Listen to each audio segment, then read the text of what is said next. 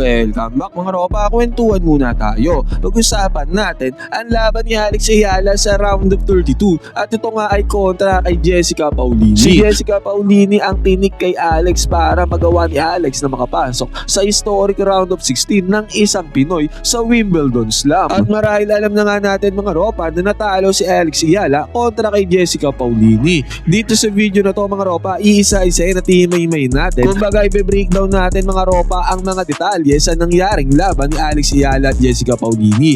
Take note mga ropa, si Jessica Paulini ay world number 13 kaya hindi natin dapat ibaliwala. Itong si Paulini, magaling na player din talaga to mga ropa, hindi nga niya matatalo si Alex Ayala kung hindi rin siya isang mamaw na player. Talo pero lumaban naman ang ating kabayan na si Alex Ayala dito sa round of 32. Mamaw pa din si Alex mga ropa dahil umabot nga sa 3 sets ang laban na to. Hindi naman naging one-sided ang game. Kaya dito nga sa video na to, iisa-isa na tihimay-may natin ang tunay na nangyari. Ito ang game analysis at breakdown. Alex Ayala versus Jessica Paulini, round of 32. Simulan na natin to.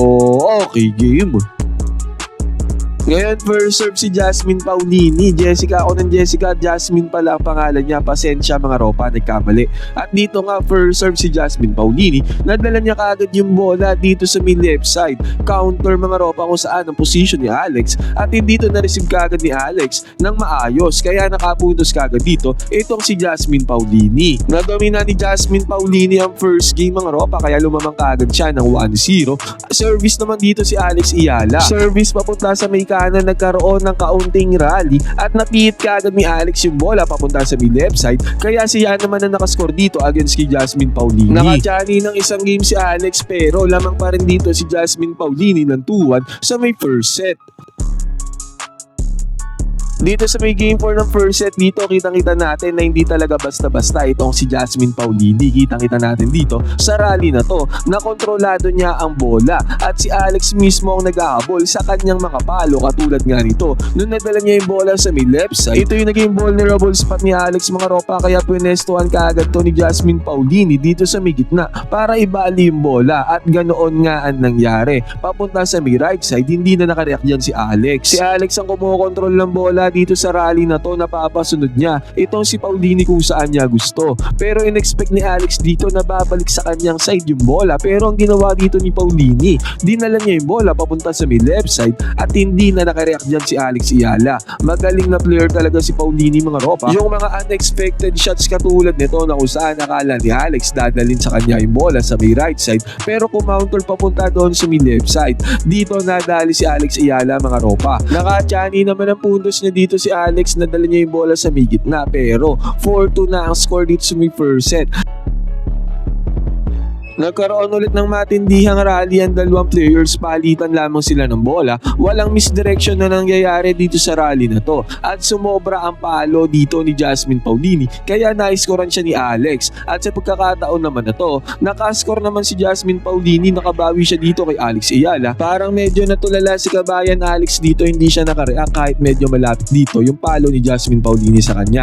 Dalawang magkasunod yan mga ropa na kung saan medyo malapit yung palo ni Jasmine Paulini at kayang pero hindi nahabol ni kabayan na Alex. Service dito si Alex Ayala. Heto, nadala naman ni Alex yung bola sa may left side kung saan wala si Jasmine Paulini. Pero nahabol to ni Paulini mga ropa at na-counter pa dito si Alex. Ito na nga yung sinasabi ko, yung mga unexpected direction ng palo ni Jasmine Paulini. Hindi talaga yung na-expect ni Alex mga ropa. Hindi siya nakahabol na naman dito sa may left side, doon din nala yung bola. Kaya na-score na naman siya dito ni Jasmine Paulini. Medyo mautak at tricky si Jasmine Paulini dito sa game na to kontra kay kabayan Alex. Naging 5-2 na nga ang score dito sa may first set. Service si Alex Ayala. Nagkaroon ng mini rally dito. At ang nangyari, si Alex naman ang nakautak dito kay Jasmine Paulini. Akala ni Paulini ipapalo yung bola sa may right side pero misdirection din ang ginawa ni Alex. Sa may left side niya dinala yung bola. Hindi na nakareact dyan si Jasmine Paulini. Nakachani ng puntos dito si kabayan Alex. At ito yung malapit na ginawa dito ni Jasmine Paulini. Nagkaroon sila ng rally dito ni Alex. At nung nagpunta si Alex sa may gitna, nagkaroon ng medyo mahinang palo si Jasmine Paulini pero yung palo na yan ay pasok na pasok yan, hindi yan na outside at hindi ulit yan nahabol ni kabayan Alex mga ropa at na-scorean siya dito ni Jasmine Paulini.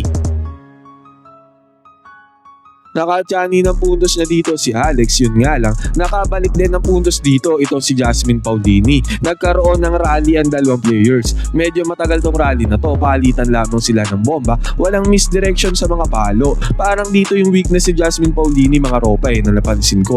Pag matagal yung rally, the more na nagkakaroon siya ng error, katulad nga nito mga ropa, unforced error to na outside dito yung palo ni Jasmine Paulini. Nakuha ni Jasmine Paulini ang first set sa score na 6-4 mga ropa, at dito sa may second set, nagkaroon nga ng all 3 ng score. Nakatyani ng puntos niya ulit dito si Jasmine Paulini at nagkaroon ng malupitang rally ang dalawang players. Ang malupit na ginawa dito ni Alex, nadala niya yung bola doon sa may right side at isa pang palo mga ropa bago makarecover sa may position si Jasmine Paulini. Bumalik na naman siya sa may right side at dyan na napuntusan ni Alex itong si Jasmine Paulini dito sa may second set. Naging 6-4 ang second set, nakabounce back dito sa may second set itong si Alex Ayala, kaya nagkaroon ng deciding third set. Okay, final set, bawat puntos dito ay sobrang importante at ganun pa rin ang discarding ginagawa ni Paulini. Ginagawa niyang komportable si Alex Ayala sa bawat rally, sabay babanatan niya ng mga unexpected shots. Katulad nga nito, bigla niyang dinala yung bola sa may left side at pasok na pasok yan mga ropa. Hindi nakaka-react si Alex sa mga ganyang tirada ni Paulini kahit nung first set at second set. At eto na naman, service dito si Alex at kitang-kita nga natin, nadala kaagad ni Paulini yung bola sa may right side. Si kabayan Alex ay hindi nakareact mga ropa totally sa ginagawang misdirection ni Paulini sa kanyang mga palo. Unexpected talaga yung mga directions ng palo ni Paulini, biglaan. Dito naman nagkaroon ng counting rally ang dalawang players. At eto nga, nung babanat na naman ang misdirection dito itong si Paulini, na-receive dito ni Alex yung unang misdirection ni Paulini sa may left side at hindi yan na-receive ng maayos si Paulini, kaya na-scorean siya dito ni Alex. Pero kung titignan natin to, dinala na ni Paulini yung bola sa may left side. If ever na na-receive niya na maayos yung tirada dito ni Alex, malamang sa malamang right side na ang punta ng bola at may hirapan na si Alex makarecover sa kanyang position. Ganyan ang discarding ginagawa ni Paulini, biglaan kumbaga. Biglaang tirada, kaya nako-caught off guard si Alex dito sa game na to. Naging 4-3 ang score dito sa may third and final set mga ropa. Lumamang ng isang puntos dito si Jasmine Paulini. Nagkaroon na naman sila ng rally dito mga ropa at ganyan nga ang discarding ginagawa ni Jasmine. Gagawin niyang komportable si Alex sa mga rally, sabay unexpected na direction ng kanyang tinitirada. Pero bago niya magawa yun dito sa rally na to, nag-error na siya at nagnet ang kanyang tirada. Ito nga yung sinasabi ko naman kay Alex, nai-scorean niya si Jasmine Paulini. Pagka mahaba yung mga rallies, nagkakaroon talaga ng unforced error si Jasmine Paulini, parang gumigive up yung kanyang mga palo pagka mahaba ang rallies. 3 beses na nangyari yan dito sa video natin mga ropa, kung saan pag mahaba ang rallies ay talaga nag-e-error ng unforced itong si Jasmine Paulini.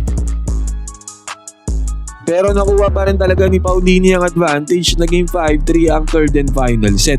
Lumaban pa din dito si Alex mga ropa. Pasok na pasok ang kanyang palo sa may right side, puntos para kay Alex. At eto sa service na to ni Jasmine Paulini, pagka-receive ni Alex, na overcook niya yung kanyang receive, na outside yung bola sa may left side. At yung puntos na yan mga ropa ang nagpanalo kay Jasmine Paulini dito sa round of 32 ng Wimbledon. Natalo man si kabayan Alex mga ropa, lumaban naman siya dahil umabot nga sa third and final set. At hindi birong makapasok sa round of 32 ng prestigyosong Wimbledon at tinalo pa nga niya ang defending champion na si Swiatek. Nakaka-proud talaga si Alex mga ropa atong laban na to, marahil hindi sa kanya against kay Jasmine Paulini, pero marami pang chance mga ropa, marami pang pagkakataon. 21 pa lang si Alex, learning experience ang nangyari na to sa laban niya kay Jasmine Paulini. Ngayon mga ropa, ano masasabi nyo sa nangyaring laban na to ni Alex Ayala? Pwede kayo mag-comment dyan, so bali opinion, magkwentuhan tayo.